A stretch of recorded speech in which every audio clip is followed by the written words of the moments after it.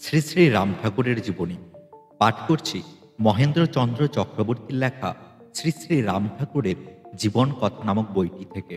এই বইটির লেখক মহেন্দ্রচন্দ্র চক্রবর্তী ছিলেন শ্রী শ্রী রাম ঠাকুরের বড় ভাই কালীকুমার চক্রবর্তী মহাশয়ের পুত্র।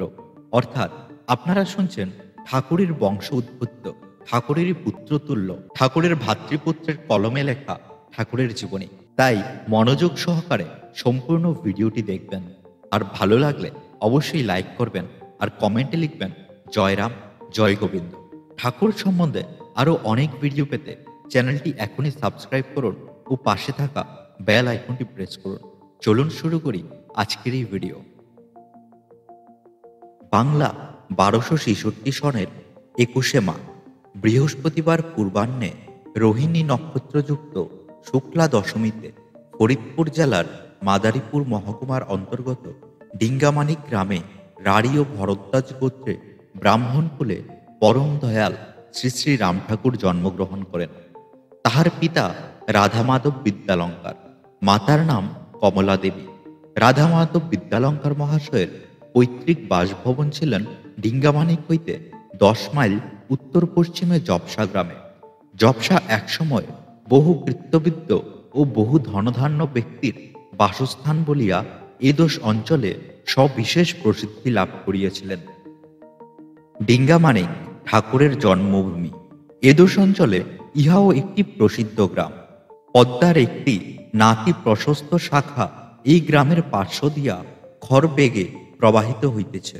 ইহাতে ব্রাহ্মণ, বৈদ্য, কায়স্থ প্রভৃতি নানা শ্রেণী বহু হিন্দু বাস করতেন। স্থানীয় মুসলমানরা জমিদারগণ হিন্দুদিকে প্রীতির চক্ষে দেখিয়া থাকেন এবং যথাযোগ্য সম্মান প্রদর্শন করেন। ব্রাহ্মণদের মধ্যে হোগলার ভট্টাচার্য পরিবার সমধিক প্রসিদ্ধ। ইহাদের পূর্বপুরুষ পার্শ্ববর্তী হোগলা গ্রামে বাস করত। ঠাকুরের পিতা রাধামাধব বিদ্যালঙ্কার মহাশয় ছিলেন একজন প্রসিদ্ধ তান্ত্রিক ও নিষ্ঠাবান ব্রাহ্মণ।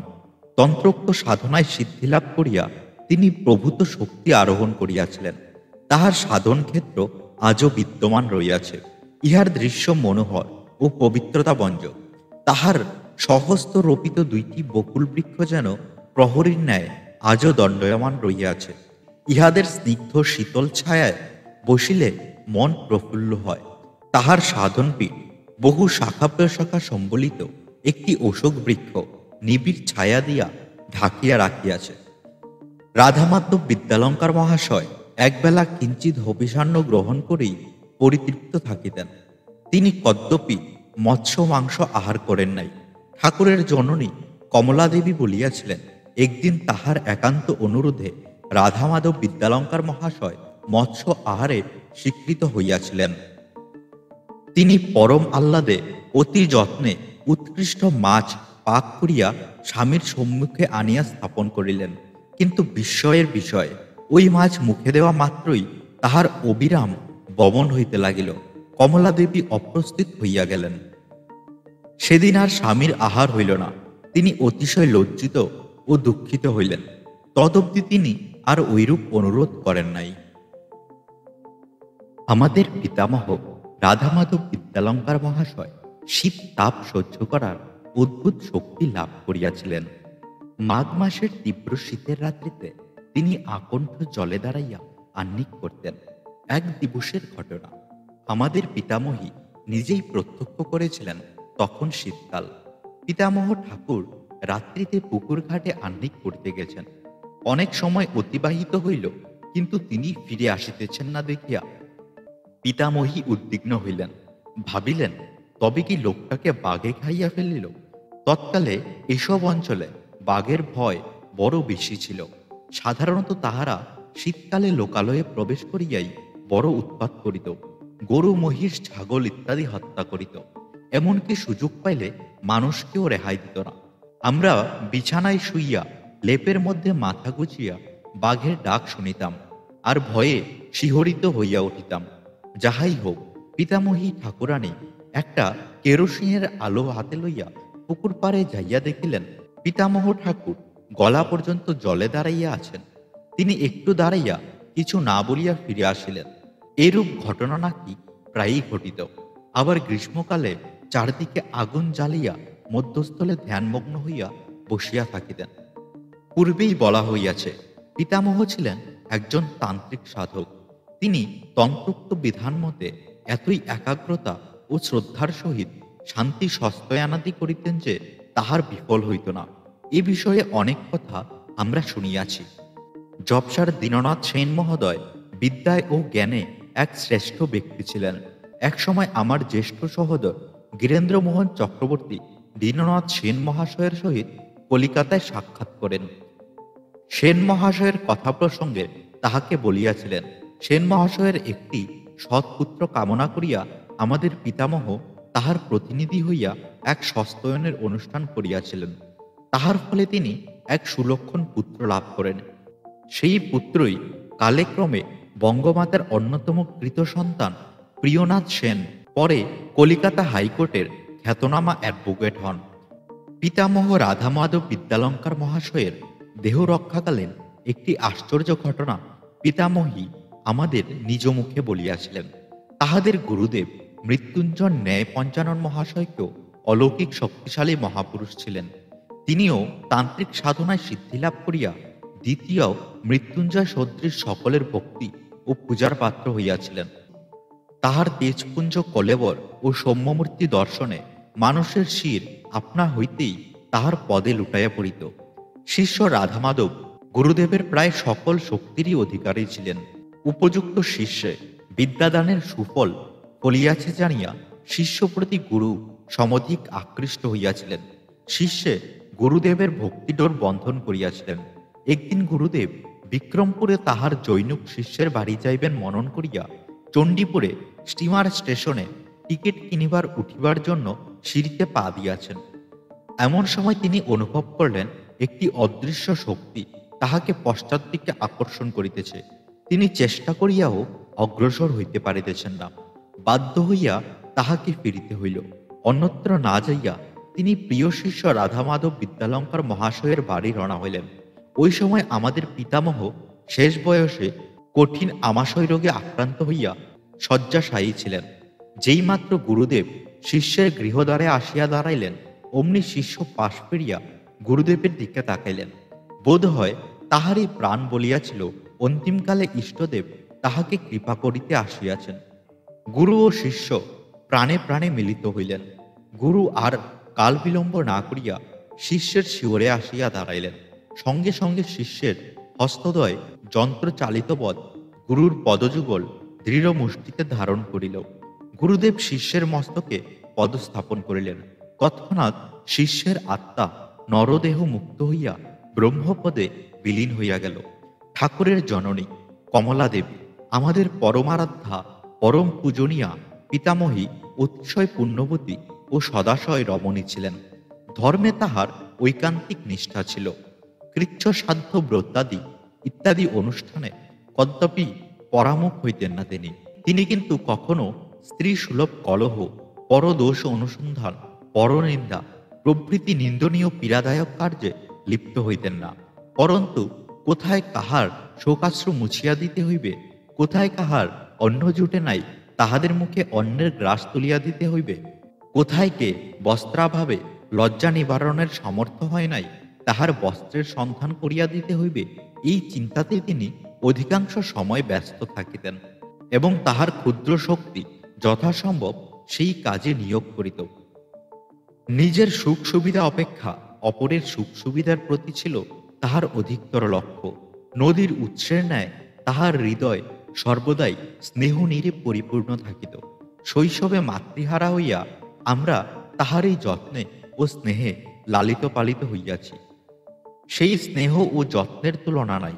তাহার স্মৃতিশক্তি ছিল অসাধারণ। নিজে লেখাপড়া জানিতেন না বটে, কিন্তু একবার যাহা শুনিতেন তাহা অবিকল মনে রাখিতে সমর্থ ছিলেন। শুনিয়া শুনিয়া বহু সংস্কৃত শ্লোক, ভাট কবিদের কবিতা অবিকল মুখস্থ করিয়া ফেলিতেন এবং অনর্গল পাঠ কি গান করিতেন। রামায়ণ ও মহাভারতের কাহিনীগুলি নির্ভুলভাবে বলিতে পারিতেন। কত গল্প, কত কাহিনী যে তিনি জানিতেন তাহার ইয়ত্তা ছিল না। সত্যি তিনি ছিলেন ঠাকুরমার ঝুলি। তাহার দেহরক্ষা সম্বন্ধে একটি চমৎকার ঘটনা আছে, আমি নিজেই ইহার সাক্ষী। তাহার মৃত্যুর 6 মাস পূর্বে বড়দিনের ছুটির অন্তে, যেদিন আমাদের সর্বজ্যেষ্ঠ সহোদর সতীন্দ্রমোহন চক্রবর্তী মহাশয় তাহার কর্মস্থল ময়মনসিংহ রওনা হইলেন, পিতামহ ঠাকুরানী একটি নির্দিষ্ট তারিখ উল্লেখ করিয়া তাহাকে জিজ্ঞেস করেন, ওই দিন তিনি বাড়িতে আসবেন কিনা। দাদা কৌতূহলের বশবর্তী হইয়া কারণ জানিতে চাইলে পিতামহী বলিলেন, অসত্য গাছের স্বপন, ঠিক বলা যায় না। সেই দিন শেষ রাত্রিতে এক ব্রাহ্মণ আমার শিওরে আসিয়া দাঁড়াইলেন। আমি তাহাকে জিজ্ঞেস করিলাম, আমার আর কতদিন বাকি আছে, হাড়িতে আমার আর কত চাউল আছে। ওই ব্রাহ্মণ বলিলেন, আর 6 মাস মাত্র, চাউল অল্পই আছে। কি জানি যদি ব্রাহ্মণের কথা সত্যই হয়। স্বপ্নের ব্রাহ্মণ যে আমাদের স্বর্গগত পিতামহ, পিতামহী সেই কথা প্রকাশ করিয়া না বলিলেও আমরা তাহার ইঙ্গিতে বুঝিলাম, তাহার সেই স্বপ্নের ব্রাহ্মণ আমাদের পিতামহ রাধামাধব বিদ্যালঙ্কার মহাশয় ব্যতীত আর কেহ নন। দাদা কর্মস্থলে চলিয়া গেলেন। পিতামহী কিছুকাল পরেই উদরাময় রোগে আক্রান্ত হইলেন। দিন দিন তাহার শরীর ক্ষীণ হইতে লাগিল। উপযুক্ত চিকিৎসার ব্যবস্থা অবশ্যই করা হলো, কিন্তু সকল চেষ্টাই ব্যর্থ হইয়া গেল। অবশেষে যে 2টি চাউলের কথা ব্রাহ্মণ ইঙ্গিতে জানাইলেন, তাহা সত্য সত্যই ফুরাইল। এদিকে কথিত 6 মাসও পূর্ণ হল। একদিন প্রাতে তিনি দেহ রক্ষা করিলেন। রোগাক্রান্ত হইয়া তিনি শয্যাশায়িনী। তখন সেই ব্রাহ্মণ আবার তাহাকে স্বপ্নে তাহার ইষ্টদেবীকে দেখাইলেন। শেষে একেবারে দেখা দিলেন, যেদিন তাহার প্রাণবায়ু বহির্গত হইল তাহার পূর্বরাত্রিতে। রোগশয্যায় থাকিয়া তিনি আমাদের পিতা ঠাকুর মহাশয়ের প্রতি লক্ষ্য করার জন্য আমাদিগকে বারবার উপদেশ দিলেন। ইহার অর্থ আমরা তখন ভালোরূপে বুঝিতে পারি নাই, কিন্তু তাহার মৃত্যু 19 দিন পরেই যখন দেখিলাম আমাদের পিতৃদেব তার স্নেহময়ী জননীর অনুসরণ করিলেন, তখন বুঝিতে পারিলাম তাহার উপদেশের অর্থ। তাহার স্বপ্নের ব্রাহ্মণ তাহাকে আমাদের পিতৃদেবের মৃত্যুর কথাও জানিয়াছিলেন। ঠাকুরের সর্বজ্যেষ্ঠ সহোদর আমাদের পরমারাধ্য পিতৃদেব কালীকুমার বিদ্যালঙ্কার মহাশয় পিতামহ ঠাকুরের জ্যেষ্ঠ সন্তান। যৌবনে তিনি কঠিন বাতরোগে আক্রান্ত হইয়া শয্যাশায়ী হন। তাহার পিতৃদেবের চেষ্টায় আরোগ্য লাভ করেন বটে, কিন্তু প্রাক্তনের ফলে চিরজীবনের জন্য তাহার পদদ্বয় অবশ হইয়া গেল। পিতামহী ঠাকুরানী দুঃখ করিয়া বলিলেন, স্বার্থ সংশ্লিষ্ট কোনো কোনো ব্যক্তি ব্যভিচারে পিতা ঠাকুর মহাশয়ের দুরারোগ্য ব্যাধি জন্মাইয়াছিল। পিতামহ ঠাকুর ইচ্ছা করিলে এই দুষ্কর্মের প্রতিশোধ লইতে পারিতেন, কিন্তু তিনি তাহা করেন নাই। তিনি কাহারও দোষ ধরিতেন না, নিজে সাবধান থাকিতেন। জগদীশ্বর পরম মঙ্গলময়, সহস্র দুঃখের মধ্যেও তাহার দয়াই ফুটিয়া ওঠে। আপাত দৃষ্টিতে আমরা যাহা দুঃখের কারণ বলিয়া মনে করি, পরিণামে তাহাই মঙ্গলের কারণ হইয়া দেখা দেয়। বাবা চলশক্তি রহিত হইয়া ঘরে আবদ্ধ থাকিলেন। নিরাশ্রয় তিনি প্রেমময় ভগবানে আত্মসমর্পণ করিলেন। দিবসের অধিকাংশ সময়ই পূজা অর্চনা ধ্যান ধারণায় অতিবাহিত করিতেন। যে সময় অবশিষ্ট থাকিত তাহাতে সংসারের বিধি ব্যবস্থা করিতেন। ফলে আমরা কোনো প্রকারেই তাহার শারীরিক ক্ষমতার অভাব অনুভব করি নাই। আমাদের অসুখ হইলে তিনি আমাদের মাথায় হাত রাখিয়া ইষ্টমন্ত্র জপ করিতেন ও সমস্ত শরীরে হাত বুলাইয়া দিতেন। আমরা অনেক সময় তাহাতে আরোগ্য লাভ করিতাম। ধর্মে তাহার গোড়ামি ছিল না। আমরা দেখিয়াছি, যখন হিন্দু সমাজে প্রবল জাতিভ্রাম্মান বর্তমান ছিল, তখন তাহার ঠাকুরগৃহে সকলেরই প্রবেশাধিকার ছিল। সংসারের কুটিলতা তাহাকে স্পর্শ করে নাই। সরলতাই ছিল তাহার চরিত্রের বৈশিষ্ট্য।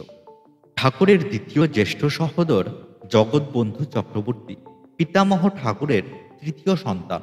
তিনি ছিলেন আমাদের সংসারের জীবনস্বরূপ। তাহার উপার্জিত অর্থে আমাদের জীবনযাত্রা নির্বাহ হইত। তিনিও সরল উদার চরিত্রের ছিলেন। তাহার অন্তিমকালে ঠাকুর কৃপা করিয়া বাড়িতে আসিয়া তাহার পরিচর্যা এবং অন্ত্যেষ্টিক্রিয়ায় যোগ দিয়াছিলেন। ঠাকুরের কনিষ্ঠ সহোদর লক্ষণচন্দ্র চক্রবর্তী পিতামহ ঠাকুরের সর্বকনিষ্ঠ সন্তান। ঠাকুর এবং তিনি একই সময় মাতৃজঠরে প্রবিষ্ট, একই রক্তে পুষ্ট ও ভূমিষ্ঠ হইয়া একই স্তনে পরিবর্ধিত হইয়াছিলেন। তিনিও কতকটা ঠাকুরের মতোই ভাবাপন্ন ছিলেন। বস্তুত তাহাতেও মহাপুরুষের লক্ষণ বিদ্যমান ছিল। তিনি সরলচিত্ত, কষ্ট সহিষ্ণু, পরোপকারী এবং প্রেম ভক্তি পরায়ণ ছিলেন। হরিনাম শ্রবণে তাহার শরীর রোমাঞ্চিত হইত। তিনি ভাবে গদগদ হইয়া যাইতেন, প্রায়ই আত্মসংবরণ করিতে পারিতেন না। আমরা দেখিয়াছি তখন তাহার সর্বশরীর কাঠের ন্যায় শক্ত, চক্ষু পলকহীন এবং তারা স্থিত হইয়া যাইত। তিনি বিবাহ করেন নাই, সুতরাং সংসার গণ্ডির মধ্যে নিবদ্ধ ছিলেন না। তিনি ছিলেন সকলের বান্ধব। কি উৎসবে, কি বেসনে প্রতিবেশীর সাহায্যে ছুটিয়া যাইতেন। শ্মশান ক্ষেত্রের অতি বড় দুর্যোগের মধ্যেও তিনি বিপন্নের সহায়তা হইতেন। তিনি নানাবিধ ওষুধ প্রস্তুত করিয়া এক প্রকার বিনামূল্যে বিতরণ করিতেন। জনসাধারণ তাহাকে হরিবলা ঠাকুর বলিত। তাহার মৃত্যুর দিন কাশীধামের বিশ্বেশ্বর মন্দির হইতে ফিরিয়া ঠাকুর ভক্তদিগকে বলিয়াছিলেন, লক্ষণকে মণিকর্ণিকার ঘাটে দেখিয়া আসিলাম। কিন্তু লক্ষণ ঠাকুরের মৃত্যু কিন্তু ঘটিয়াছিল পূর্ব বাংলার ত্রিপুরা জেলায়।